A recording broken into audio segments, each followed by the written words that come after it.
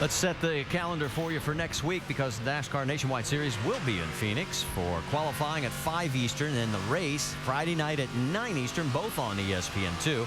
And then the weekend has plenty of O'Reilly NHRA Spring Nationals action, both again on ESPN2, with qualifying Saturday at 11 Eastern and the finals Sunday at 8 p.m. Eastern Time.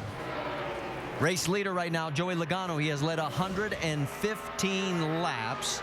And we've now got 58 laps to go. He's clinched the bonus points there. You can see the gap over second place, Brad Keselowski. A little bit further back by 3 seconds is Kyle Busch. Now, let's start talking about one thing, and that is fuel, because it looks like we could have a situation arising here with some of these cars. Yeah, these guys, we had the green flag stops earlier. They went about 68 laps, and then these other guys have been talking about 70 laps might be a max. They had a little more than that to go when we went back green flag racing. I've been watching Kevin Harvick's time. He has a fast race car, but he's holding back a little bit right now. I think he is possibly looking at saving fuel right now and trying to stretch this. He has the tires to do it, but can he save enough fuel? We know the guys right up front are going to have to stop. Right, because Brad Keselowski pitted on lap 100. Edwards at 104. Now Kyle Busch, Michael Annett, Kevin Harvick, lap 144. So mathematically, if they can save enough fuel, they're there.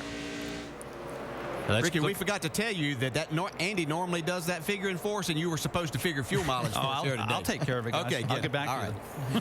A couple of 90s, a 98 of Paul Menard diving underneath the 99 of Trevor Bayne, and here comes Brendan Gaughan to get in this mix as well. That is for 10th, 11th, and 12th on the racetrack. All three of these guys have done a great job today, and it's harder to do this, these three occupying one another, than it is to be Joey Logano up front. Drop a little bit further back. How about the battle for 15th, as you've got Brian Scott duking it out with Shelby Howard. And this is a great run for this 70 team. Shelby Howard is one of 2 career best finishes, was at Memphis last October, where he finished in 12th. So right now, this would rank right up there with that team based out of Indiana and trying to work their way forward here at Nashville.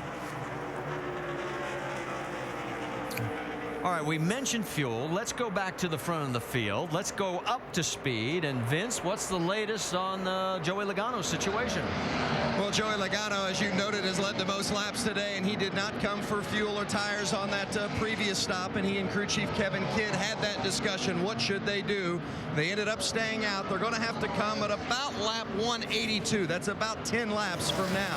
Now, second place is the 22 of Brad Keselowski. They're in a similar situation. They're looking a couple of more laps longer than Logano, but still looking about the 185 mark. So about another 12 or 13 laps for the 22 of Keselowski. As you see Brad looking under now on the 20 of Joey Logano for the lead. Dave Burns. And Vince, I don't know how they're going to save much fuel on those cars. I guess they don't really have to, racing that way. Kyle Busch behind them, on the other hand, has been saving some fuel. And just about 5 laps ago, crew chief Jason Ratcliffe told his driver that they would be right on it, or maybe a half lap short as far as fuel goes. That's before any extension of the race to make sure we get it in under green. They've got a set of sticker tires sitting here behind the wall for Kyle. So my bet is a late caution. You will see them come down pit road, but it looks like they could stay out on fuel if they wanted to. All right, thanks for the update on the top 3 as they continue. And remember, Kyle pitted on lap 144, and it was Brad at lap 104 and Joey Logano at lap 100, and we now have 51 to go. And there's the fuel gauges for everybody, and the only one that really looks good is Kyle. I've been figuring this since Dale asked me, and Dale, I'm ready to get back to you here. Logano and Keselowski cannot make it. You're on top of it. You know, I'm finding out you're a lot like Andy already. He states the obvious a lot of times here.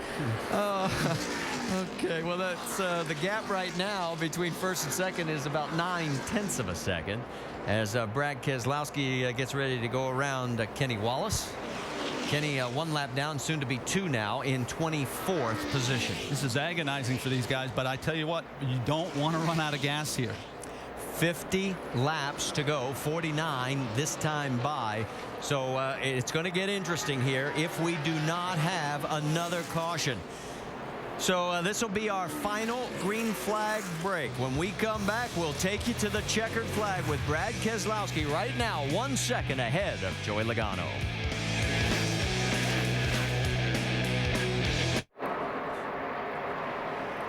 Back here at the Nashville Superspeedway, and you can see Brad Keselowski waving his hand, letting everybody know he is heading for pit road. So it'll be 44 laps to go this time by. They will not need a full load.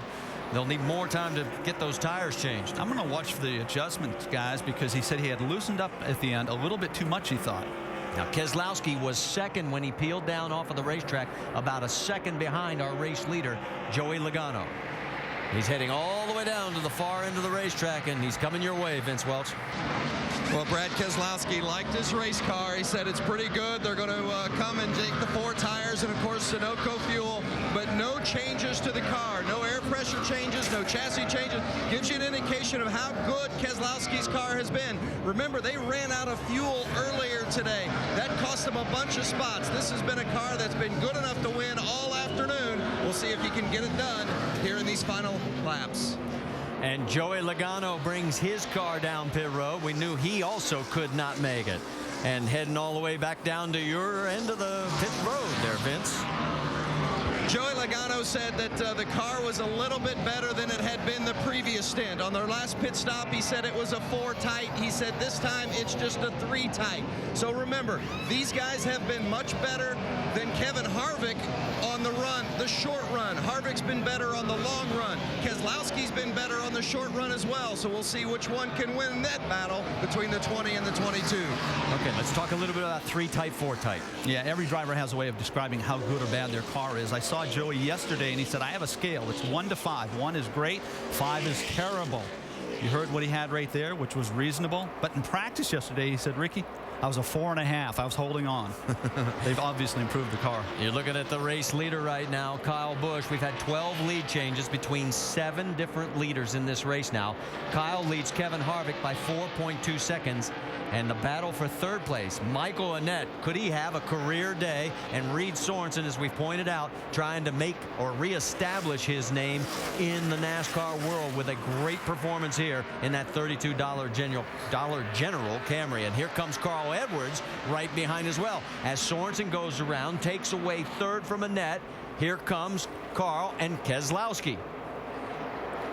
Yes, a nice rebound for Carl Edwards and his team after they had to make that unscheduled stop and come in and repair the nose. Now, remember, Keselowski is a lap down right now. First car, a lap down. He's in 19th. Joey Logano is 20th, 1 lap down. So if we got a yellow right now, Keselowski gets the lucky dog. And Keselowski's aware of that, and he's wanting to run qualifying laps right now and take advantage of those good tires, because after this cycle's through, he wants to have that advantage. You want to see how good those tires are? Last lap, 30.8 seconds. The leader, 31.4. Yeah, you have to believe Kyle Busch is out there. We heard him talk that I think he's going to have to really save a lot of fuel. I think Harvick is very doable in the fuel I believe he is saving here. But Kyle Busch, that's quite a stretch with as many laps as they were having to go. I'm sorry, but I just don't see Kyle Busch as a fuel-saving type driver. Here we go with Paul Menard, and that's a battle for 7th. Johnny Sauter, look out. That's Derek Cope. Lap traffic. Here's Scott Wimmer also in this mix. That's 7th, 8th, and 9th. And here comes Wimmer underneath. Boy, he has really driven the wheels off that 7 car. Got to the front, fell back. Now he's trying to fight his way back front.